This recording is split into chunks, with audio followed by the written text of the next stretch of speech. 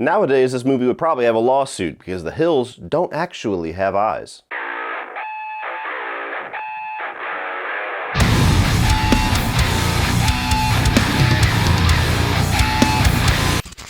So The Hills Have Eyes tells the story of a family stranded in the Nevada desert when they are preyed upon by a family of cannibals. What is up, everybody, and welcome back to my Wes Craven review series. If you are just now joining me, I have just reviewed the original Last House on the Left from 1972, and now we are at his second main picture.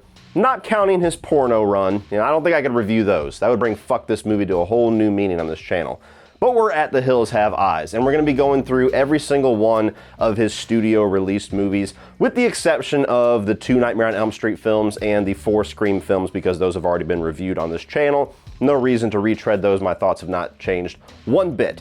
So, going along with the timeline, we are now at his second major film, the film that really kind of put him on the map as far as a horror director to keep your eye on before he really just blew it out of the water with Nightmare on Elm Street.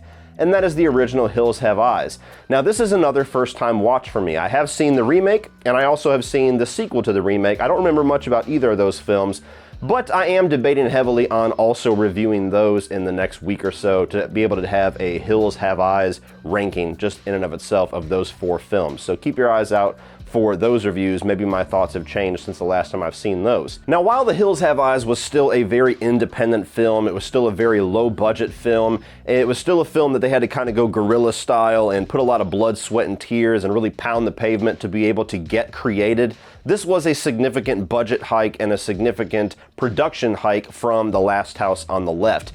And The Hills Have Eyes was when Wes Craven paired up with Sean S. Cunningham for a time, the guy that actually brought us the Friday the 13th franchise, which makes a lot more sense when you've seen The Hills Have Eyes Part 2. Stay tuned for that review.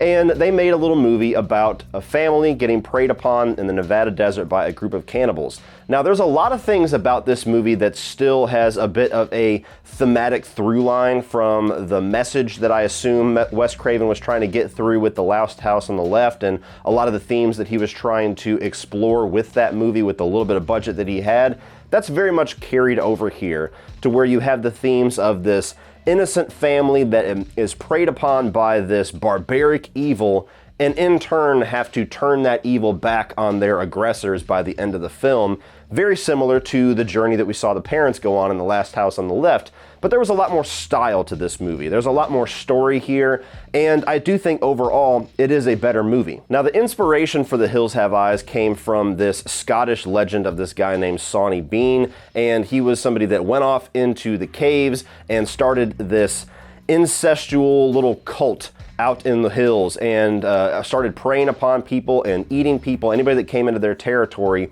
And when civilization finally found these people, they tortured them in the most barbaric ways possible.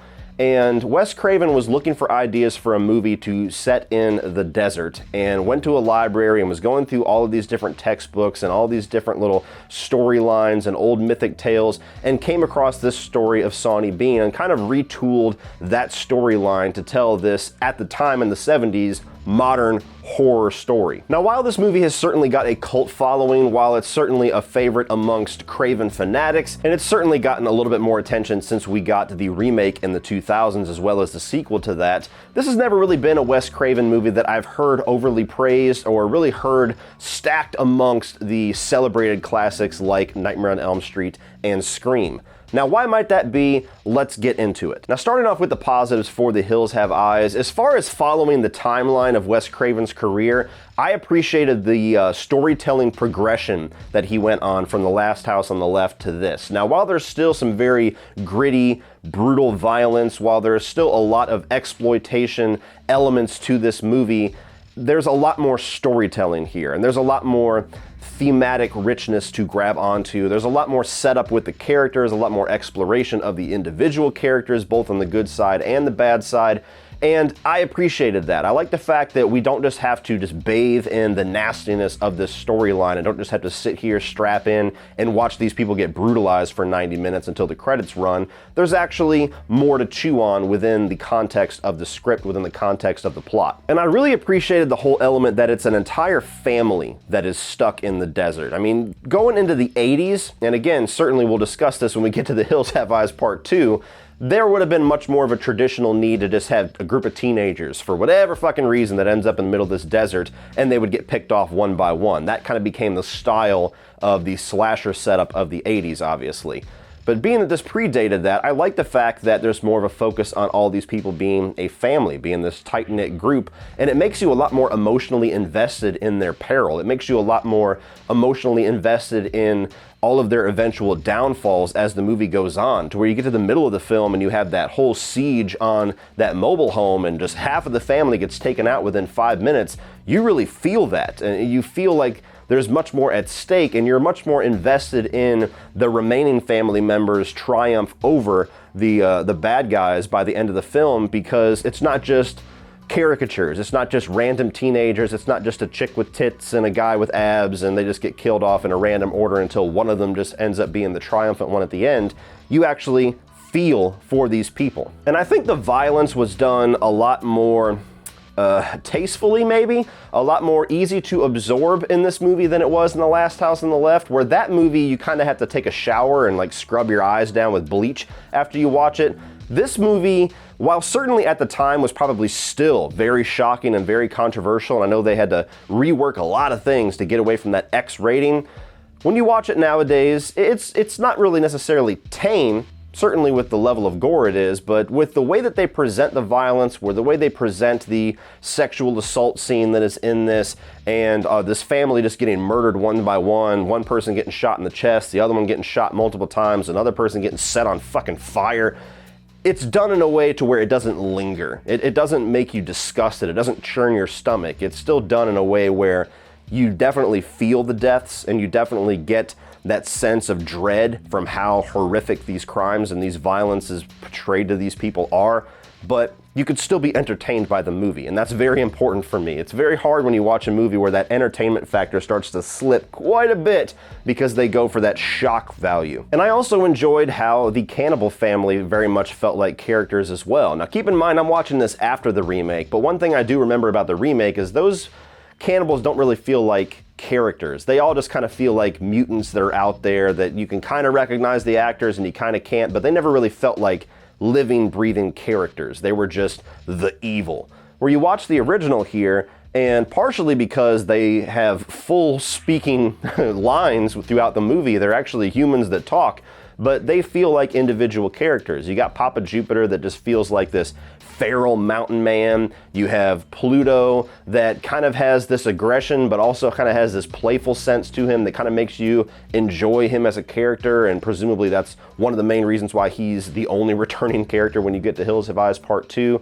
Even characters like Ruby, who's kind of the innocent side of this family, feels very much like a fleshed out character, to where only getting a little bit of screen time, you get very much where this character fits within her family dynamic. And it's something that adds a little bit more to this version of the movie for me, that when they're going for such a thematic leap about good side versus evil side, and then the good side has to really triumph over the evil side by embracing evil, by embracing the feral sense of humanity, it's easier to kind of go along that ride when the other side actually feels like human beings, not just monsters in the hills. And finally, while I will have some thoughts to share on the middle act of the film, I think that the first act and the third act are really strong. The first act really just gets going as soon as the movie starts. You're introduced to that gas station attendant, you're given exposition to give an idea where things are heading, you're immediately introduced to the family, immediately introduced to their perilous situation, and then the third act of the film really very much kind of fits in with that early version of Wes Craven films, to where he really loved booby traps. You have a little bit of booby trap action in Last House on the Left. Of course, we had the whole third act where Nancy's setting all these booby traps where she draws Freddy to the real world in the original Nightmare on Elm Street. And here you have the same thing, to where the remaining family members are kind of turning the tables on these cannibals and setting traps for Papa Jupiter, and it's a lot more of an action-packed third act than you would have assumed it would be from how meticulous the pace was in the first hour of the film. So I think that the film starts and ends pretty strong. Now moving on to the mixed elements, which I have quite a few with this film. One of the main ones, like I was just talking about, is that the middle act of this film really drags out a bit. Now I think that it's meant to kind of prolong the inevitable evil that's going to happen, but I mean, once these people are crashed in the middle of the Nevada desert, all the way up to the point where you have that siege on their mobile home and half of the family is taken out, there's like a good 30, maybe even 40-minute stretch there where there's just a collection of scenes of people walking around in the desert. You got the dog running off, and you got Bobby walking around for miles trying to find the dog and then walking back and not saying anything for some stupid fucking reason. You've got Mr. Pornstash going on his little journey. You got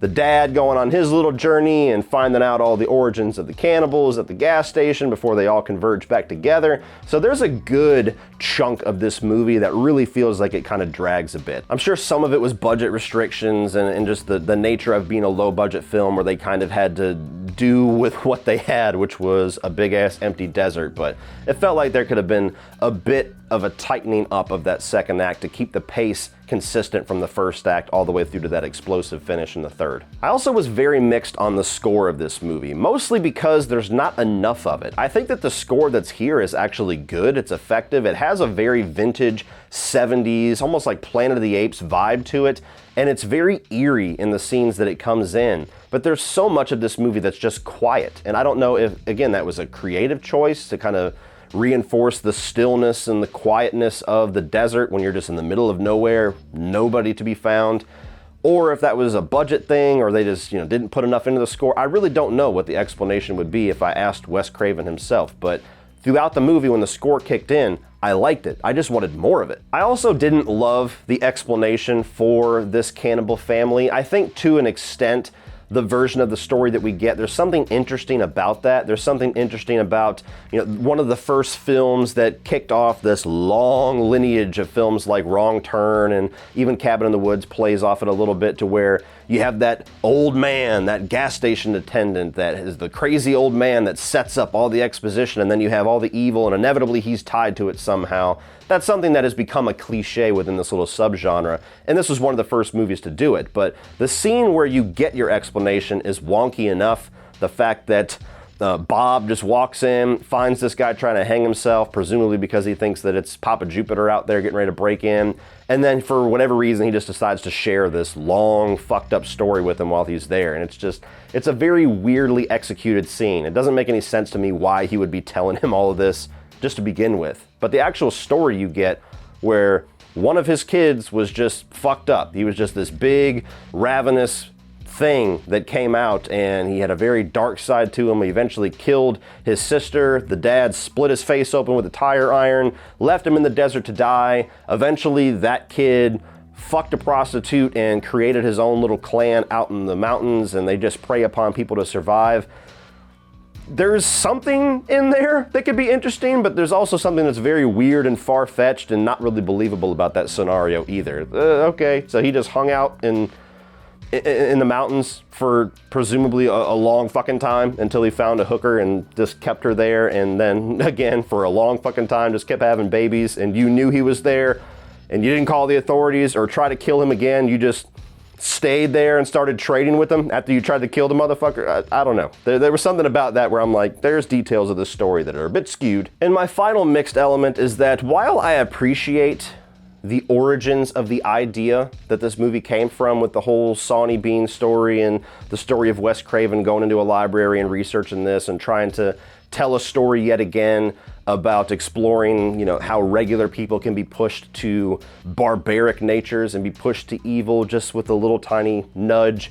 I think there's something interesting there, but I also think that this movie isn't quite there yet. Like I said with Last House on the Left, you kind of had to dig through a lot of shit to find any kind of a thematic element in that movie, and you almost had to kind of presume that this is maybe what they were talking about. It's not very clear. And while it's done much better here, you still have to kind of dig through some shit to get to that. It's not a very clear-cut piece of the storytelling, and I think a lot of that has to do with the fact that they don't really explore the sympathetic side of the cannibal family enough to make that whole dynamic work. They're just evil, fucked up people because. But if there was some kind of an element, if the element of conflict that they brought with the character of Ruby was in the other characters as well, but maybe diluted, if they had explored that a little bit more, I think that thematic element would have been stronger. But it's hard to really get everybody to think about, oh, these regular people are getting pushed to the evil. We need to think about this and discuss this, when they're literally getting attacked and murdered and raped and everything like that. And it's like, well, no shit, they gotta kill somebody. They're fucking, it's survival at that point. It's not really like they're embracing evil. They're just trying to fucking live. Now moving on to the negatives, it's an easy shot to take at this movie, but the budget's pretty low. I mean, this is very guerrilla style filmmaking, especially for the 70s. It's very dark at times. I mean, there's scenes where you can't even quite tell what characters are doing or which characters are which, because it's all, a lot of it's filmed at night and not a whole lot of lighting because they're equipment that they were forced to use. So it's a movie that I think the production value doesn't age so well, even to the point where you get these scenes in the actual hills where the cannibals live. And there's a lot of reused props and a lot of reused effects and bones and shit like that from the original Texas Chainsaw Massacre, because this was the same special effects guy that worked on this film, and it's not used nearly as well for this movie. It was used brilliantly in the original Texas Chainsaw to get the effect that they were going for with that movie. Here, kind of like I said earlier, it almost gives more of a Planet of the Apes vibe than a Texas Chainsaw vibe. And I think a lot of that has to do with just the way that they utilized it, the budget, the way that they shot it. It's something that maybe in the 70s, that rawness really just enhanced the grittiness and the exploitation factor. Watching it nowadays, it just feels a bit dated. And my final negative is that for the most part, I like all the characters in this movie, but there's two characters that I really just do not enjoy watching for very different reasons, and that's Bobby and Brenda. Now, Brenda is not necessarily the fault of the actress. It's not even necessarily the fault of the movie, because she's probably pretty accurate for somebody that just got brutalized the way that she did, to where she's just hysterical for the rest of the film. But it gets to a point where she's only there to just scream at the top of her lungs. There's even a scene where she's running along with her brother, and he's like 2 feet away from her, and she's like, "Don't leave me! Don't leave me! Don't leave me!" And it's just like, Jesus Christ, tone it down a little bit. You're like 1.5 feet from him. You're okay. And that gets to a point where just her presence on screen, albeit maybe being realistic, is just, it's like sandpaper. You know, it's just agonizing to watch, where every time she's there, she's just screaming at the top of her lungs like a hysteric for the last 45 minutes of the movie. Bobby was a character that was just weird for me from the beginning. I mean, the first thing that he does is this weird little backflip thing in the desert, which is just attributed to 70s filmmaking, I guess. Something goofy like that made it in.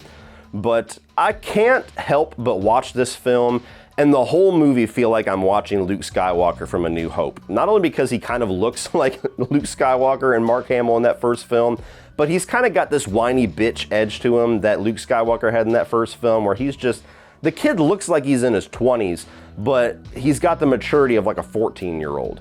And he's just goes off and sees his dog gutted and comes back and acts weird with everybody and doesn't say, "Hey, by the way, we're in a lot of fucking danger because our dog is split in half up there in the hills. Now I'm just gonna wait until you're fucking and I can come over and cock block you to tell you about this." That was weird. And then just from then on, his emotions was just always one way or the other. Either he was like completely emotionally shut off, or he was heightened and goofy, to the point where the first thing that he does when his father's burned alive is just get like quiet. He's like, "I'm gonna get them sons of bitches," and just walks off into the dark. Good luck, buddy.